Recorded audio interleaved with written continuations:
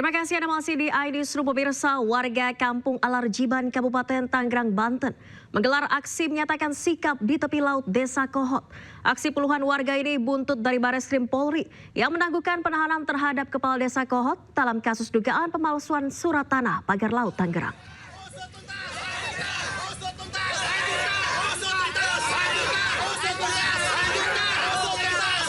Sambil meneriakan yel-yel usut tuntas dan lanjutkan, puluhan warga di Kabupaten Tangerang, Banten menggelar aksi di tepi laut.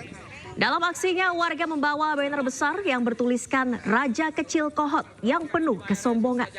Aksi pernyataan sikap yang dilakukan puluhan warga atas kekecewaan terhadap Bareskrim Polri yang mengabulkan penangguhan penahanan Kades Kohot Arsin bin Asib dalam kasus pagar laut Tangerang.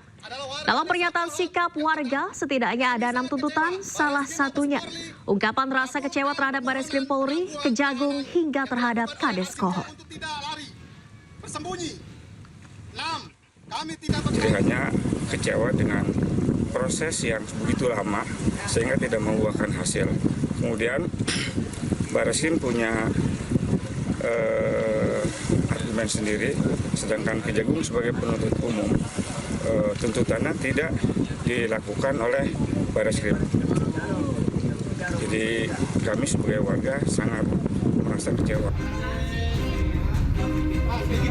Sebelumnya pemirsa, Kepala Desa Kohot Arsin bin Asib bersama 3 orang lain ditahan di Bareskrim Polri pada 24 Februari 2025. 2 bulan berlalu penyidik Bareskrim menangguhan penahanan 4 orang ini karena telah habis masa penahanannya dan terbentur pemberkasan di Kejaksaan Agung. Jaksa meminta penyidik menyertakan pasal tindak pidana korupsi, sementara penyidik Polri tetap menganggap kasus ini masuk ranah pidana umum.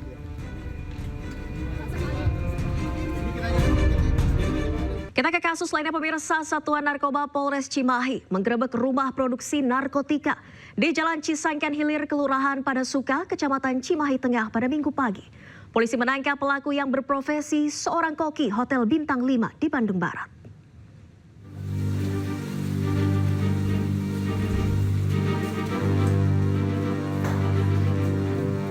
Inilah detik-detik penangkapan terhadap seorang pelaku pengedar dan produksi tembakau sintetis di salah satu rumah di Jalan Cisangkan Hilir, Kelurahan Padasuka, Kecamatan Cimahi Tengah.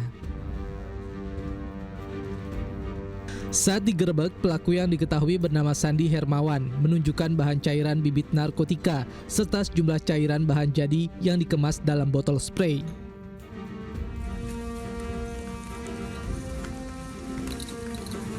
Sandi bersama 2 orang pelaku lainnya yaitu Dimas Arya Pratama dan Muhammad Rafli ikut diciduk dan berhasil dikembangkan oleh polisi. Kedua pelaku mengaku berprofesi sebagai juru masak di Hotel Bintang 5 di Bandung Barat. Rumah ini diduga dan berhasil diungkap oleh Narkoba Polres Cimahi yang digunakan sebagai home industry. Home industry, tempat produksi, pembuatan, penjualan, menyimpan dan menawarkan narkotika golongan 1 jenis cairan sebagai bahan baku tembakau sintetis. Baik, saat ini bisa dilihat bahwa Sat Narkoba berhasil mengamankan 3 orang berinisial SH, MR, dan DAP.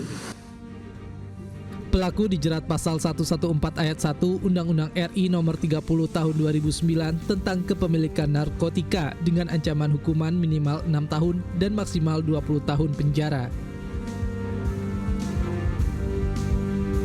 Dari Cimahi, Jawa Barat, Yuwono, iNews melaporkan.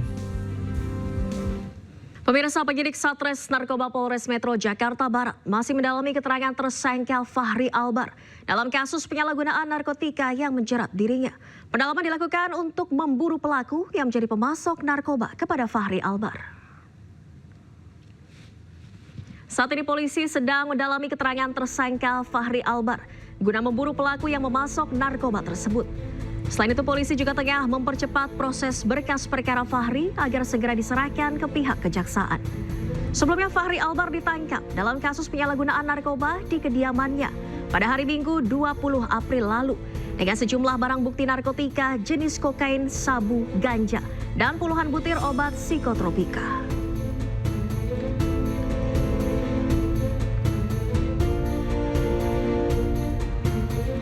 Saat ini penyidik dari Sat Narkoba Polres Jakarta Barat sedang melengkapi berkas dan nanti akan dilimpahkan ke kejaksaan.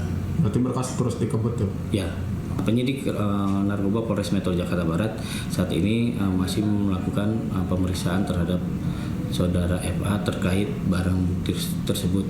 Nanti kalau memang sudah ada titik terang dari keterangan tersebut, kami akan buru pemasok dari barang tersebut. Sebelumnya pemirsa, polisi resmi menetapkan aktor Fahri Albar sebagai tersangka penyalahgunaan narkotika. Fahri mengaku mengkonsumsi narkoba karena tekanan beban pekerjaan.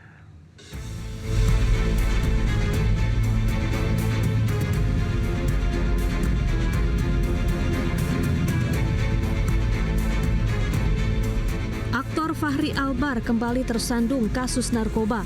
Kali ini ia ditangkap polisi di rumahnya di kawasan Lebak Bulus, Jakarta Selatan Minggu lalu karena kedapatan mengonsumsi narkoba. Saat menggeledah rumah Fahri, petugas menemukan barang bukti beberapa jenis narkoba, yakni sabu, ganja, kokain, dan pil alprazolam. Polisi kemudian menetapkan Fahri sebagai tersangka. Ini merupakan penangkapan Fahri yang ketiga kalinya. Fahri mengaku mengonsumsi narkoba karena tekanan beban pekerjaan. Kemudian juga terhadap saudara FA sudah dilakukan tes urin untuk metamfetamin positif, amfetamin positif, benzodiazepin positif. Pasal yang akan diterapkan kepada tersangka, yang pertama, Undang-Undang Republik Indonesia Nomor 35 Tahun 2009 tentang narkotika. Barang untuk asal barang sedang dalam pendalaman, jadi masih upaya dicari oleh tim kami. Untuk alasan penggunaan ini kebutuhan pribadi untuk menenangkan pikiran dengan menjalani kehidupan dan pekerjaan.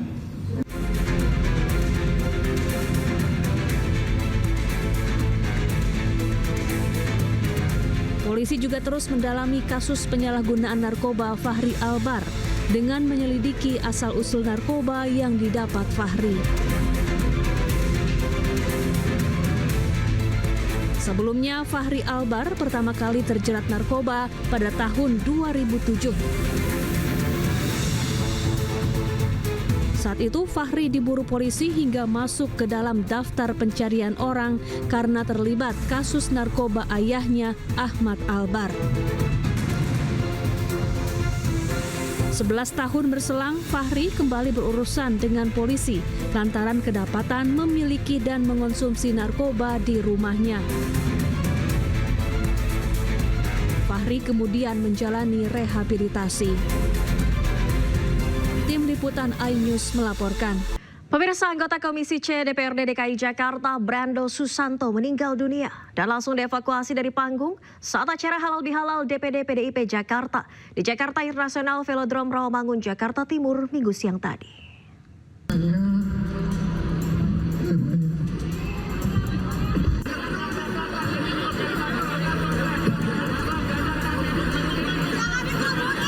Iya.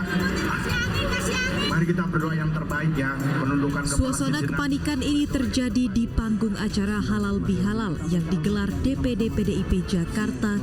Ketua Panitia Penyelenggara acara, Brando Susanto yang sedang berpidato, tiba-tiba terjatuh. Tubuh anggota Komisi C DPRD DKI Jakarta fraksi PDI Perjuangan sempat terhuyung ke depan ke arah mikrofon dan jatuh ke lantai. Berdoa yang terbaik. Bismillahirrahmanirrahim. Kita baca Al-Fatihah bersama-sama. Bismillahirrahmanirrahim. Di acara yang dihadiri Gubernur dan Wakil Gubernur DKI Jakarta ini pun seketika tegang karena sejumlah orang berusaha melakukan pertolongan. Iya. Mari kita berdoa yang terbaik ya, menundukkan kepala sejenak, berdoa yang terbaik. Brando pun langsung dievakuasi petugas medis ke rumah sakit terdekat, namun belakangan nyawanya tak terselamatkan.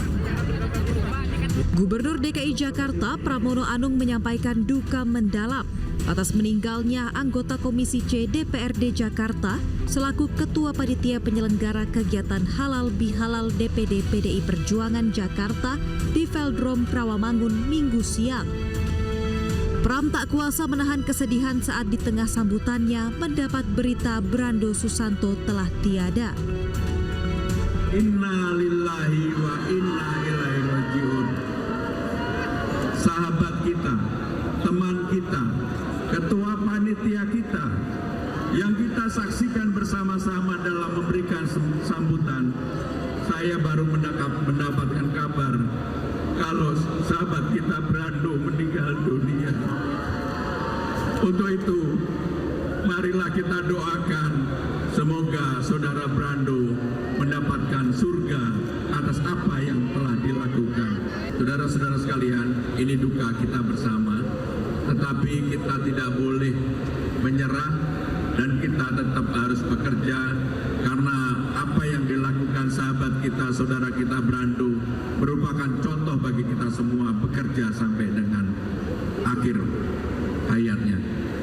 Saudara Brando, saya atas nama Gubernur dan Bang Dul atas Wakil Gubernur mengucapkan terima kasih atas kerja keras dan juga apa yang saudara berikan kepada kami semua. Brando, terima kasih. Selamat jalan Brando.